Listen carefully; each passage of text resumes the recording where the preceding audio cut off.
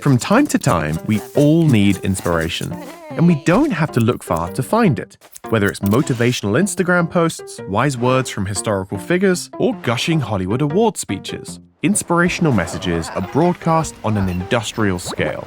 And a lot of what they have to say is remarkably similar. If you want to achieve something great, set your sights on a goal and keep striving for it, no matter what. In short, don't give up on your dreams. But powerful though this mantra might be, what if it's not always great advice? What if single-minded determination isn't the only, or even the most effective, route to success? In his 2019 book Range, scientist turned journalist and author David Epstein makes the case for a different kind of inspiration, which has the potential to change the way we think about our goals, how to achieve them, and even who we are. The don't give up mentality seems to tell us you can achieve anything with enough dedication. Sometimes this is justified by citing the 10,000-hour rule, the idea that this is the amount of practice it takes to master any skill, typically over a period of 5 to 10 years. Now, this level of training certainly is necessary for some skills, but 10,000 hours doesn't leave much time for other interests. So fulfilling your dreams becomes a matter of focus. No side hustles, no distractions. And sure, that works for some people. The trouble is, though, locking yourself into one option means locking yourself out of many more, any of which might have been a better fit for your tastes and talents, what economists call match quality. You might find your vocation in journalism, which you only got into after spending some time writing for a music magazine, which only came about after you interned at a record label, a job recommended by a friend you made when you joined a death metal band. This process isn't just a matter of learning what's out there to have a go at. It's also about discovering what's in here, what hidden potentials may lie within you. That's why it's important to experiment with different possibilities without committing straight away, to go through what Epstein calls a sampling period.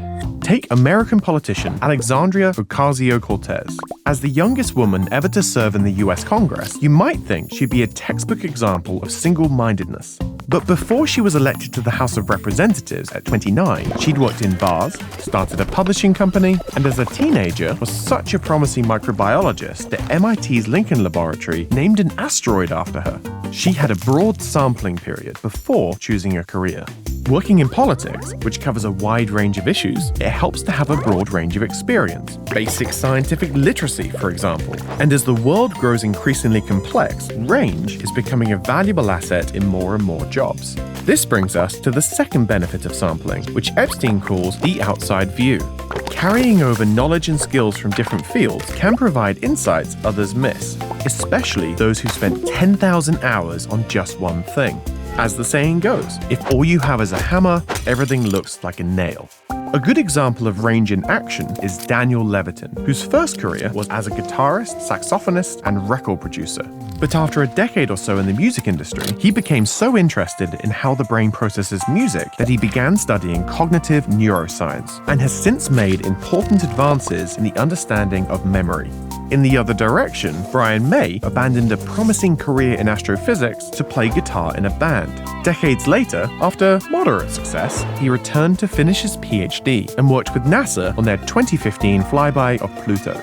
Now you may be thinking, okay, I see the connection between music and the brain, but what has astrophysics got to do with rock music? Well, sometimes the outsider advantage comes from being able to transfer knowledge and skills across comparable situations, but it doesn't have to. Jumping between fields, even when there's no obvious similarity, can make you more flexible within each one, training your brain to be more creative.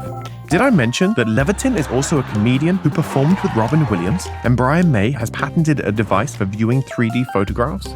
Having a range of interests doesn't mean they cancel each other out. Each can enhance the others. What I admire about May, Levitin, and Ocasio-Cortez, and what I think we can learn from them, is that they did follow their dreams, but without closing their minds to other possibilities. When new dreams came along, they were willing to take a risk and follow those. It's tempting to cling to old ambitions because they've become part of who we are. But who we are isn't a constant. As we grow and change, it makes sense that our dreams will do the same. And when that happens, rather than reciting motivational catchphrases, we need to be open to seeing where they lead. It's natural to worry that changing track will leave us playing catch-up. But in the long run, the broader range of experience we gain, while seemingly falling behind, could be the very thing to push us ahead. which means that being willing to give up on last year's dreams can set us free to pursue the bigger, better ones we might have tomorrow.